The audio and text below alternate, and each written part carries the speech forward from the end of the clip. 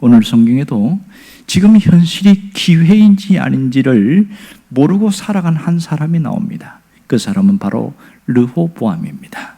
이스라엘 11지파가 와서 이 르호보암에게 요구하는 게 뭐예요? 과도한 것을 요구한 것이 아니고 아버지 솔로몬이 한 그 일을 좀 주해주세요. 가장 단순했습니다. 이 일들이 참 얼마나 소박합니까? 사실은 이것은 어려운 일이 아니잖아요.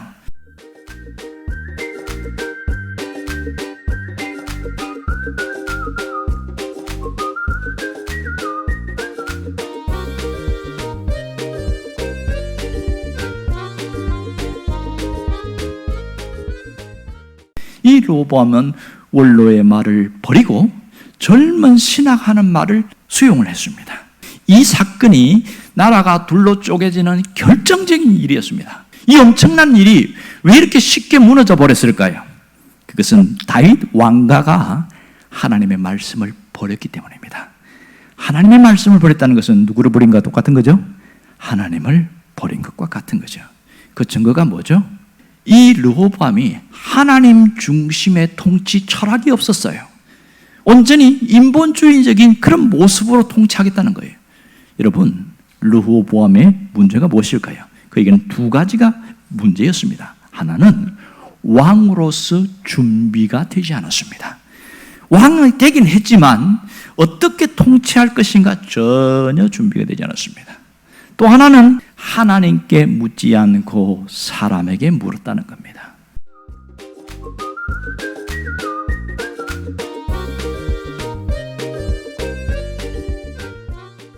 지금 이 르호보암이 무엇을 놓쳤어요? 지금이 큰 위기의 때라는 것을 전혀 인식하고 있지 않습니다. 지금 이 여로보암과 이스라엘의 장로들, 지도자들이 이 왕에게 와서 질문한 것은 단순한 질문이 아니고요. 여기에서 이 요구를 들어주지 않을 때는 반란을 일으키겠다는 것이잖아요. 그러나 이 백성들의 마음을 전혀 몰랐습니다. 백성의 마음을 몰랐기 때문에 자기 마음대로 해도 된다, 괜찮다, 그런 생각을 했던 것 같습니다. 하나님은 끝까지 다윗 왕가를 놓지 않고 다시 회복하려고 하는 그 하나님의 중심을 여기서 봐야 됩니다. 한 번 더 기회를 주셨다는 사실이에요.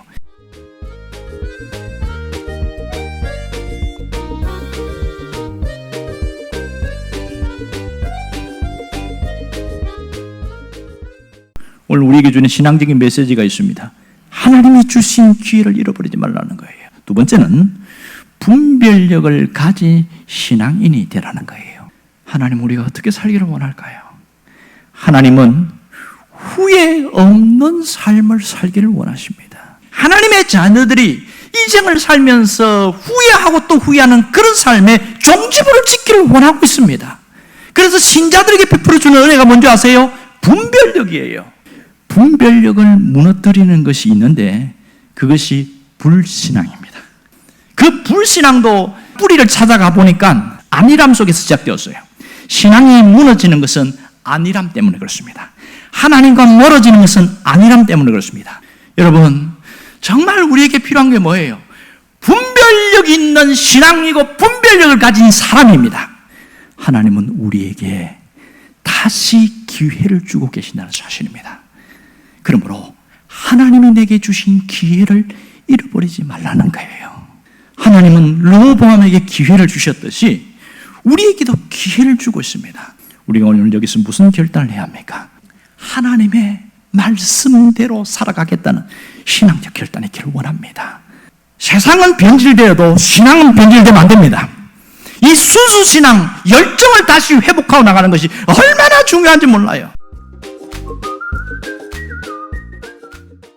내 신앙 온전히 붙들고 살아가면 우리의 삶은 열립니다. 우리의 삶은 회복 역사가 있습니다. 여러분이 온전히 하나님의 말씀과 함께 신앙으로 승리할 수 있기를 주의 이름으로 축원합니다.